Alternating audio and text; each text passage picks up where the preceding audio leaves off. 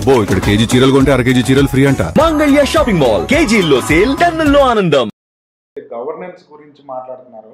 ఆ గవర్నెన్స్ లో ఎవరు కూడా జనసేన మాట్లాడలేదు, బీజేపీ మాట్లాడలేదు. ఆ ఇద్దరు మౌనం వెనకాల ఉన్న రహస్యం ఏంటి సార్? రాజకీయ పార్టీల్లో లాభం నాకు రావాలి, నష్టం నా మిత్రపక్షానికి పోవాలనుకుంటారు. పదవులు వచ్చే దాంట్లో రావాలి, లేదా ప్రభుత్వం ఒక మంచి చేస్తే దాంట్లో నా పాత్ర ఉందని చెప్పుకోవాలి అనుకుంటారు ఏ మిత్రపక్షమైనా. కానీ నష్టం వస్తే మాత్రం దానికి కారణం పక్కన వాళ్ళ మీద నెట్టే ప్రయత్నం చేస్తారు. ఇది రాజకీయాల్లో ఉన్న సహజమైన ధోరణి. అదే ఇక్కడ ఉంది. బీజేపీ, జనసేన, తెలుగుదేశం కూటమి. కాబట్టి ఇప్పుడు లాభం వస్తే ఇది పవన్ కళ్యాణ్ గారు ఒత్తిడి చేసినారు, బీజేపీ కూడా ఒత్తిడి చేసిందని చెప్పుకుంటారు. నష్టం వచ్చే చర్యలు జరుగుతూ ఉన్నాయనుకోండి, మాకెందుకు పంచాయతీ, మౌనం ఉంటారు. అలాగని ఇది తెలుగుదేశం పంచాయతీ అని చెప్పడు పవన్ కళ్యాణ్ గారు. బీజేపీ మౌనం ఉండిపోతారు. ఒక మెసేజ్ వెళ్ళిపోతుంది కదా, వీళ్ళకి ఇష్టం లేదని. పైపించిన ఎప్పుడన్నా బయటికి రావాలంటే ఆ రోజు కూడా మేము మౌనంగా ఉన్నాం చూడని చెప్పారని పనికి వస్తుంది. కాబట్టి ఎప్పుడు కూడా మిత్రపక్షాల మధ్య ఈ గందరగోళం ఉంటుంది, వీళ్ళ మధ్య ఎక్కువ ఉంది. పైపు తెలుగుదేశం విషయంలో మరింత జాగ్రత్తగా ఉంటారు. కానీ తెలుగుదేశం పార్టీ ఇట్లా విషయాల్లో చాలా ప్లాన్డ్గా వెళ్తూ ఉంటుంది. ఎందుకులే పంచాయతీ అని వీళ్ళు కూడా ప్లాన్డ్గా వెళ్తున్నారు. కాబట్టి నష్టాన్ని తీసుకోవడానికి ఏ మిత్రపక్షం ఒప్పుకోదు. లాభాలని పదవులు మాత్రం తీసుకుంటారు. కాబట్టి ఈ కారణాలు ఇచ్చా వాళ్ళు మౌనంగా ఉంటున్నారు. రేపు ఎప్పుడైనా బయటికి రావాలని కూడా ఇవి పనికి వస్తాయి. కాబట్టి మనం ఎందుకు నెత్తినేసుకోవడం అనవసరంగానే యాంగిల్ కనిపిస్తూ ఉంది. సార్, బీజేపీ కొత్త స్టేట్ నాయకుడిని ఎన్నుకున్నారు సార్. గతంలో చూస్తే సృజనా చౌదరి గారికి ఇవ్వాలనేది ఒక టాక్ ఉండేది. కానీ వాళ్ళ ఆల్ ఆఫ్ ఏ సడన్ అంతా మార్చేసి వేరే వాళ్ళకి ఇచ్చారు సార్, బీసీ నాయకులకి. ఎట్లా చూడొచ్చు సార్ దాన్ని? అంటే ఇప్పుడు మాధవ్ గారు చేయలేకపోతున్నారనా లేకపోతే ఏంటి సార్? ఆ పార్టీ అధ్యక్షులు మార్చడం, ఒక లిమిటెడ్ పీరియడ్ దాటిన తర్వాత మార్చడం అనేది ఆ పార్టీ పాలసీ. ఇది పురంధేశ్వరి మీద నెగిటివ్ అని కాదు, కానీ ఒక పాలసీల మేర మార్చారు. అయితే మాధవ్ గారిని ఎంపిక చేయడం ఆ పార్టీ మంచి ప్రయత్నం చేసిందని చెప్పాలి. ఎందుకంటే మాధవ్ గారు విద్యార్థి నాయకుడుగా ఏబీవీపీ నుంచి వచ్చారు. బలహీన వర్గాలు, వాళ్ళ ఫాదర్ కూడా మంచి బీజేపీ ఫాలోవరు, ఉత్తరాంధ్ర ప్రాంతానికి సంబంధించి నిబద్ధత కలిగిన బీజేపీ నాయకుడు.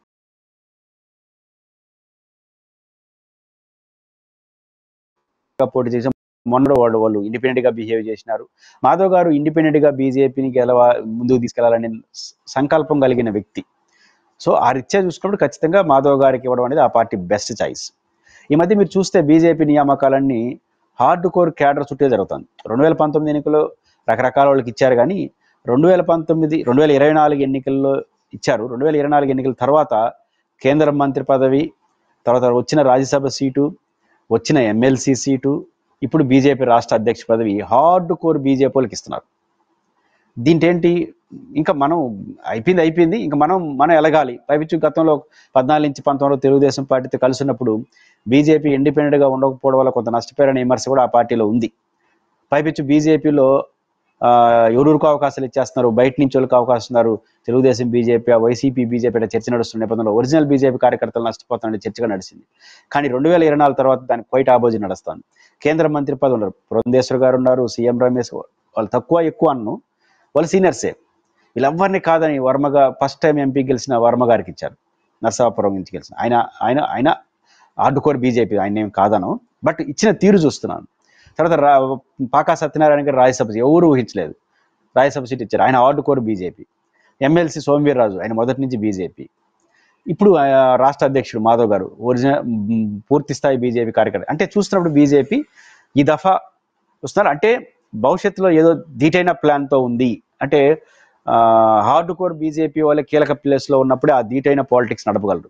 ఏం వ్యూహాలు ఉన్నాయి బీజేపీకి తదుపరి ఎన్నికల్లో, ఎవరితో ఉండాలనుకుంటున్నారు, ఎవరిని ఫినిష్ చేయాలనుకుంటున్నారు, ఎవరితో మెర్జ్ కావాలనుకుంటున్నారు, ఇవన్నీ ఏదో వ్యూహాలు ఉన్నాయి వాళ్ళకి. ఇవన్నీ పక్కగా అమలు ఓన్లీ బీజేపీ తప్ప ఇంకొకరి గురించి ఆలోచించిన వాళ్ళే కీలక ప్లేస్లో ఉండాలి. అంటే మంత్రి ఆయన్నే పెట్టుకున్నారు, రాజ్యసభ అట్లా ఇచ్చారు, ఎమ్మెల్సీ అట్లా ఇచ్చారు, బీసాలు ఇచ్చారంటే బీజేపీ పక్కా వ్యూహంతో ఆంధ్రప్రదేశ్లో వెళ్తా ఉంది. ఆ వ్యూహం సక్సెస్ కావచ్చు, ఫెయిల్ అవ్వచ్చు, కానీ ఆ పక్కా వ్యూహం ఏంటంటే original BJP, original means original పదం వాడకూడదు, బట్ హార్డ్ కోర్ పుట్టినప్పటి నుంచి బీజేపీ పార్టీ మారినించోలు కాకుండా ఉన్న వాళ్ళకి టాప్ ప్రయారిటీ ఇవ్వడం ద్వారా అందరినీ ఉత్సాహపరచడం.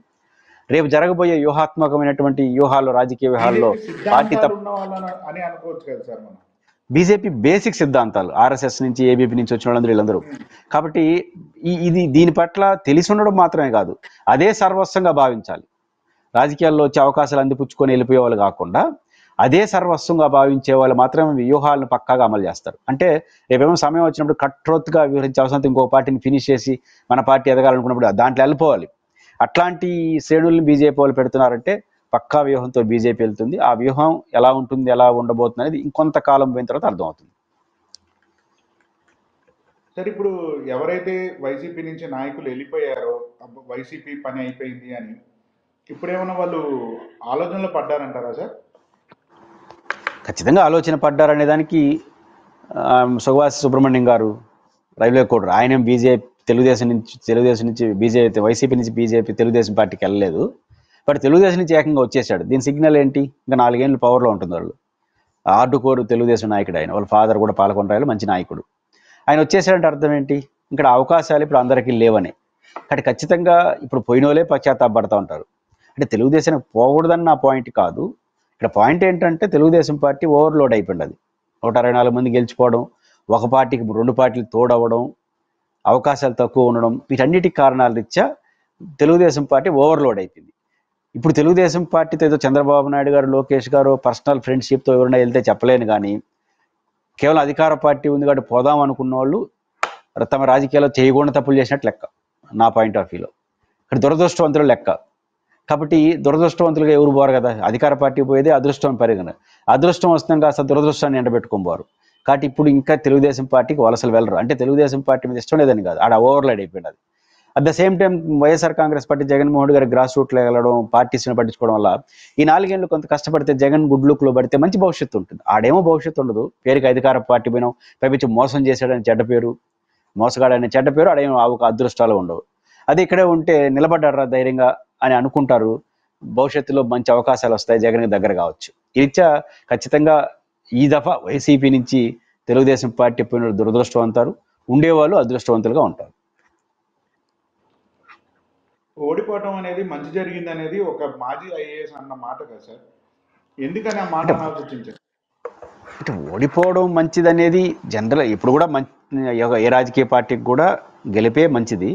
బట్ ఓడిపోవడం అనే పాయింట్ చాలా నేర్చుకోవడానికి పనికొస్తుంది. చాలామంది వైసీపీ కార్యకర్తలు జగన్ గారు ఒక మూడ్లో వెళ్ళిపోతున్నాడు, ఇప్పుడు ఓడిపోవడం వల్ల కొన్ని నేర్చుకుంటున్నాడు, కొంత అర్థమవుతుంది ఎక్కడ లోపాలు ఉన్నాయని, మళ్ళీ గెలుచుంటే అదే సిస్టంతో పోయి ఉంటాడేమో, ఇట్లాంటివి ఉన్నాయి. బట్ ఏ రాజకీయ పార్టీనైనా గెలవడమే మంచిది తప్ప ఓడిపోవడం కాదు. జగన్మోహన్ రెడ్డి గారు ఇంక ఓడిపోయిన తర్వాత ఓటమి గురించి బాధపడకుండా భవిష్యత్తు గురించి వెళ్ళిపోవడం అనేది విజ్ఞత కలిగినటువంటి దూరదర్శ గల రాజకీయ పార్టీ చేసిన పని. ఆ పని జగన్మోహన్ రెడ్డి గారు చేస్తున్నారు.